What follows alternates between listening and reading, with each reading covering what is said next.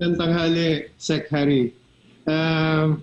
I must ask kung meron akong presentation na gagawin bago mag Q&A, bago magtanong ang ating media and reporters who are present here. But sabi ko sa kanila, hindi na ako gumawa ng any PowerPoint presentation. Ang intention ko na lang ay basahin yung highlights noong memorandum for the President na sinabmit ko. Ito yung binasa niya nung nakaraang Monday night, if I'm not mistaken. Kaya lang nahihirapan siya na nabasahin yon dahil sa wala siyang reading glasses yata na dala at the time. And this was supposed to be a confidential memorandum, but because he already publicly read it, then I guess hindi na siya confidential. Kaya I can probably quote or repeat yung mga parts na binasa niya na hindi masyadong malinaw sa taong bayan. At maybe ito na magiging basis later on ng mga questions coming from the media. So, Secretary, if you don't mind, I'll just go through some parts of this confidential memo for the President so that this could form the basis of questions later on. Will that be okay? Yes, sir. Please go ahead. Thank you very much. All right. So let me just go very briefly to the salient parts of our confidential memo for the President. Summary of findings. From a general perspective, we find that persons who are supposed to set the policies and operational guidelines for the management of the Philippine Health Insurance Corporation, namely the Board of Directors and the Executive Committee, have not shown the due diligence required of them in the discharge of their duties, particularly in the disbursement of the National Health Insurance Fund. Their lack of diligence in due care has been highlighted in, among others, the following. Letter A, their approval and implementation of the Interim Reimbursement Mechanism, or IRM, without sufficient standards.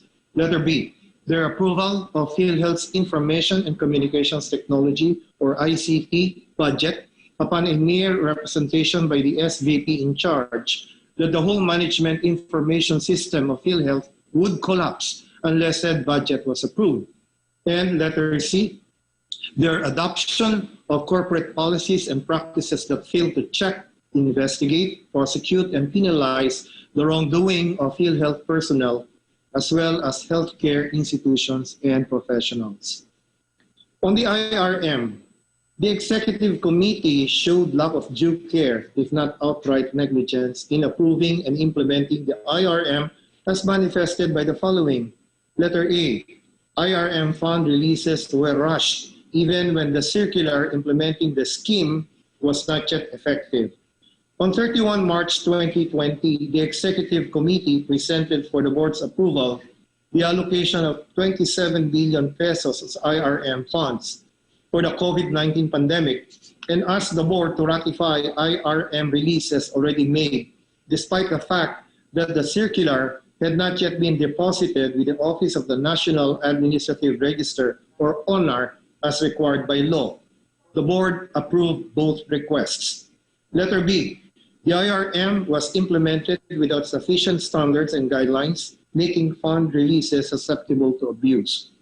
In converting the IRM into a special privilege, the circular removed the need for prior Board approval for IRM fund releases whenever a fortuitous event occurs, and for the issuance of new guidelines for its implementation. It likewise removed a number of requirements previously imposed upon HCIs, such as the survey and post-survey requirements, and centralized the evaluation of IRM fund beneficiaries at the Office of the PCEO. Letter C, IRM fund releases were made despite the absence of mechanisms to monitor fund utilization and liquidation, and without taxes due thereon being withheld.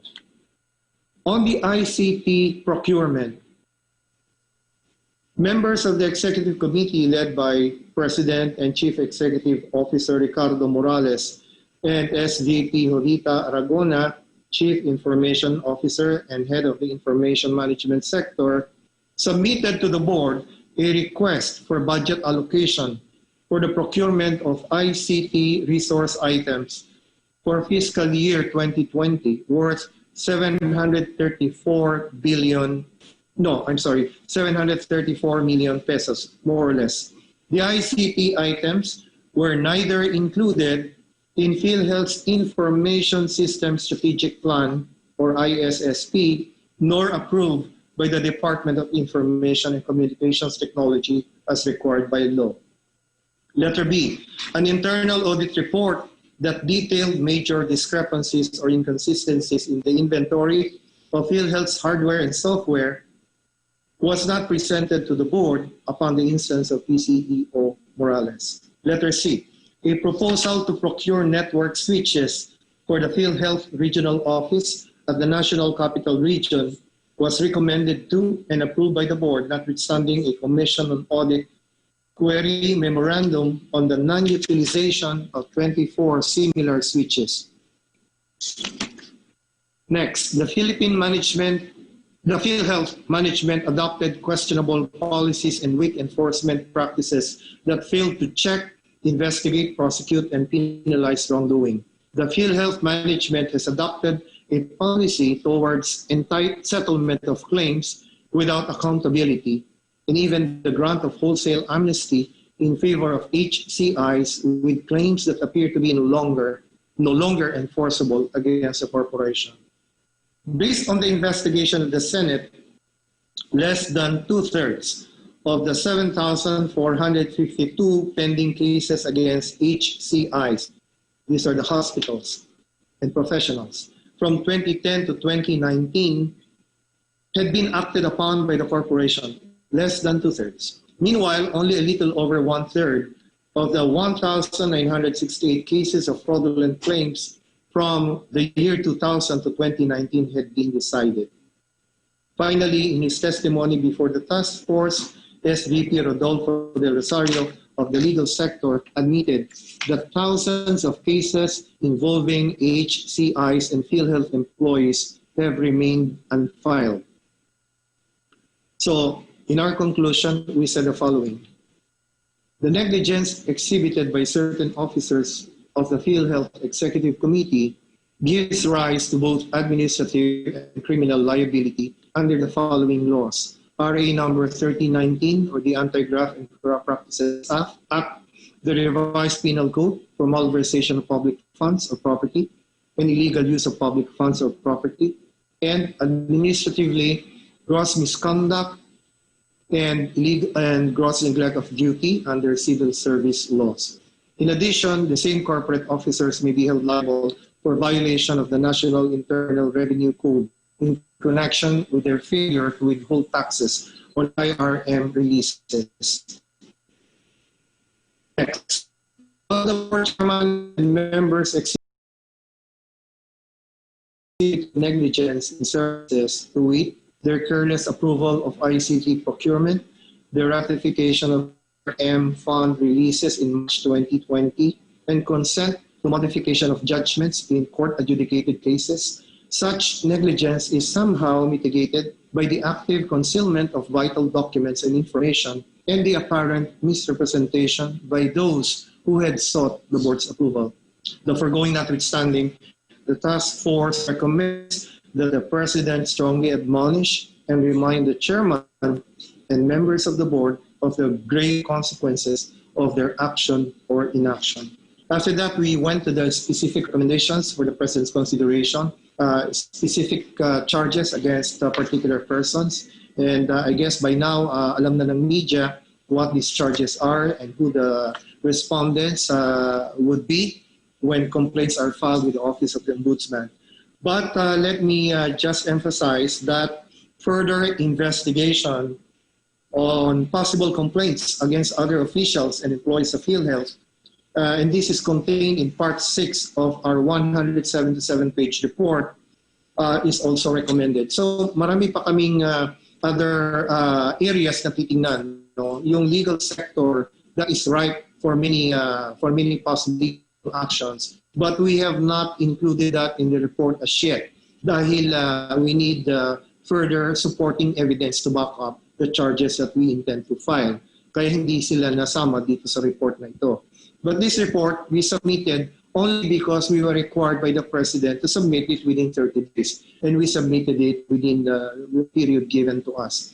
But it doesn't mean that yung mga investigations that we have already commenced and those that are already pending will not be continued. So we are assuring the people that investigations on other anomalies or irregularities are being conducted and will continue until we have brought to justice people who are responsible for these anomalies.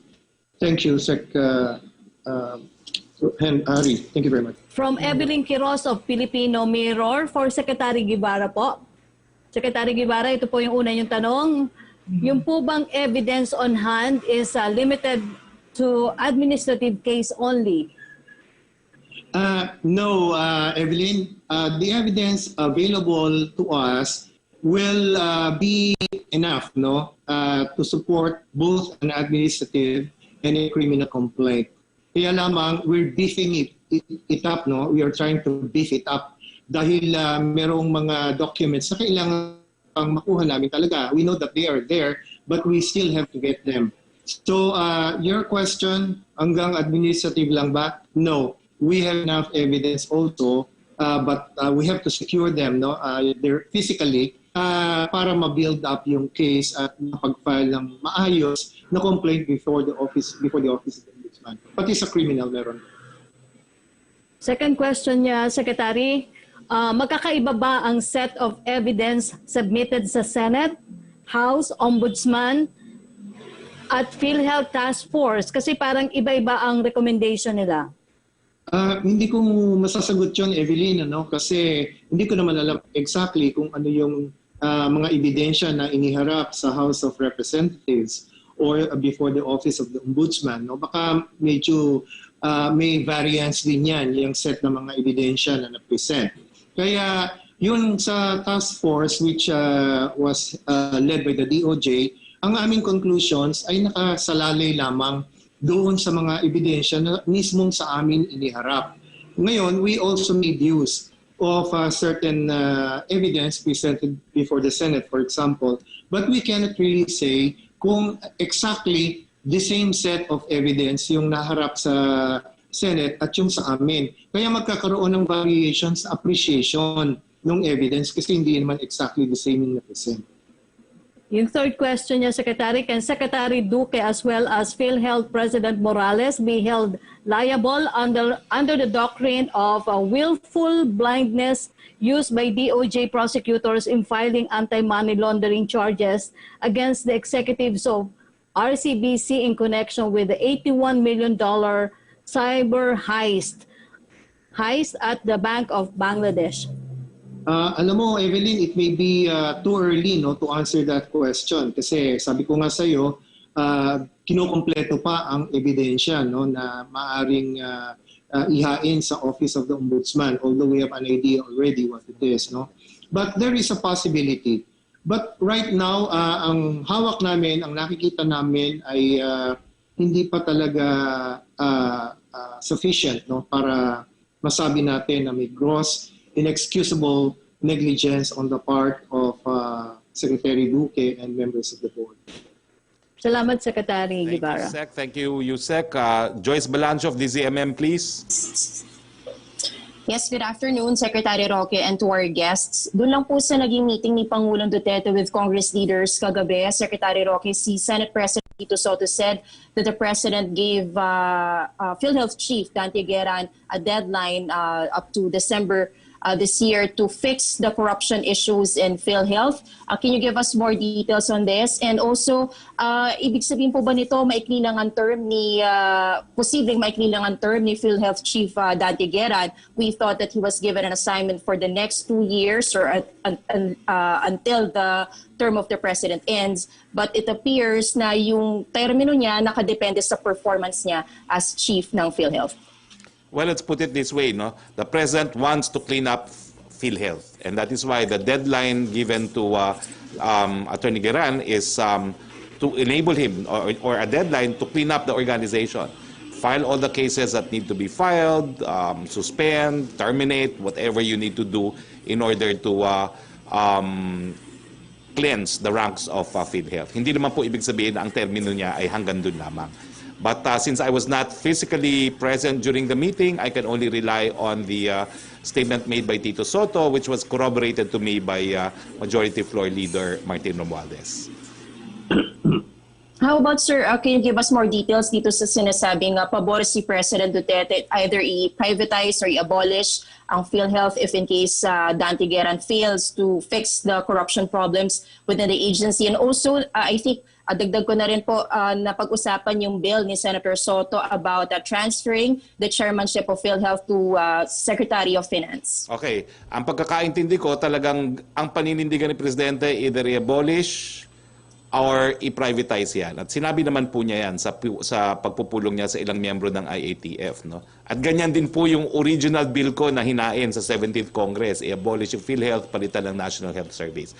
Pero ang pagkakaintindi ko po, sabi ni Senate President Tito Soto, wag muna, tignan muna natin kung malilinis ang Philhealth at tignan natin kung mareremedyohan dito sa kanyang proposed bill na gawing chairman nga ng Board of Directors ng Philhealth, ang Secretary of Finance at hindi ang Secretary of Health dahil ang primary function naman ng Philhealth is that of an insurance business and therefore it should be the Secretary of Finance and not the Secretary of Health chairing the board.